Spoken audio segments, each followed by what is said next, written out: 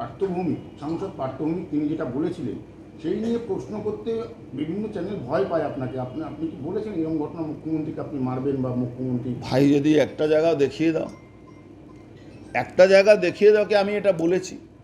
দ্বিতীয় কথা হলো পার্থভৌমিক মাতাল একটা, কবে হোসে বলেছে না বেহোশিতে বলেছে, ওর কথা কি উত্তর দেব? আপনি আমাকে দেখিয়ে দিন কি আমি কোথাও ওই কথাটা বলেছি। আমি কি বলেছি? আমি বলেছি যেভাবে দুর্নীতিগ্রস্ত সরকার আছে, এই দুর্নীতিগ্রস্ত সরকারকে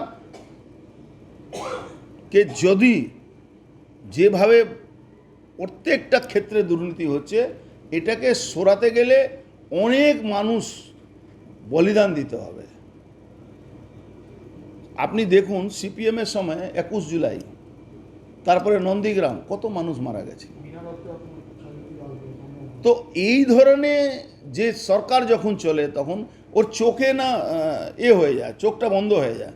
ও শুধু করাপশন করে, করাপশনের সীমাহীন করাপশন আছে পশ্চিমবাংলা, সীমাহীন করাপশন। তুমি কি করে বললেন, কি বেস করে বললেন আপনি? তাহলে কি আচ্ছা, ওটা মাতাল আছে, ওর কথা কি উত্তর দেব?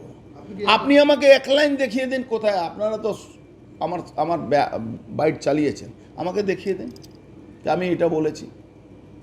আমি যদি বলতাম তা আমি ভয়ে পিছিয়ে যাওয়ার লোক না তারা। আমি কেন বলবো? আমি তো রাজনীতিক লড়াই লড়ছি। মমতা ব্যানার্জির সঙ্গে আমার রাজনীতি, মমতা ব্যানার্জি প্রায় শেষের দিকে।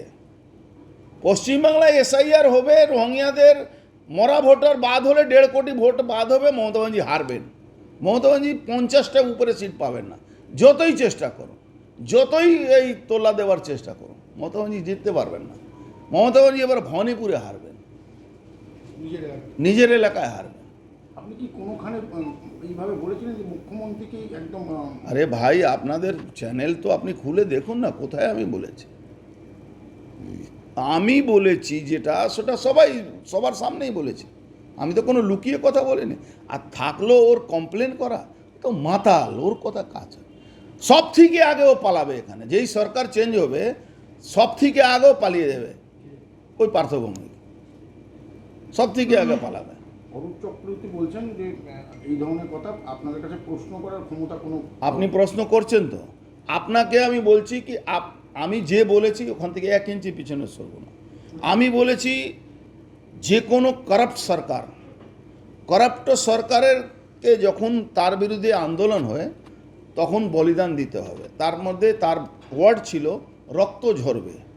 রক্ত ঝরবে মানে পুলিশের মার খেতে হয়, মানুষের খুন করে পুলিশ, গুলি চালায় পুলিশ। আজকে পুলিশ 21 জুলাই যদি ঘটনা না হয়ে থাকতো, মমতা ব্যানার্জি ক্ষমতা আসতেন?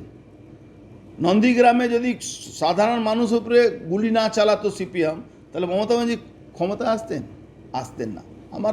আমি একটা পলিটিক্যাল পার্সন, আমি পলিটিক্যাল লাইনেই কথা বলেছি। মমতা ব্যানার্জি মমতা ব্যানার্জির সঙ্গে আমার কী আছে? মমতা ব্যানার্জি কারাপ্ট সরকারের নেতৃত্ব দিতেন, তার বিরুদ্ধে আমাদের লড়াই।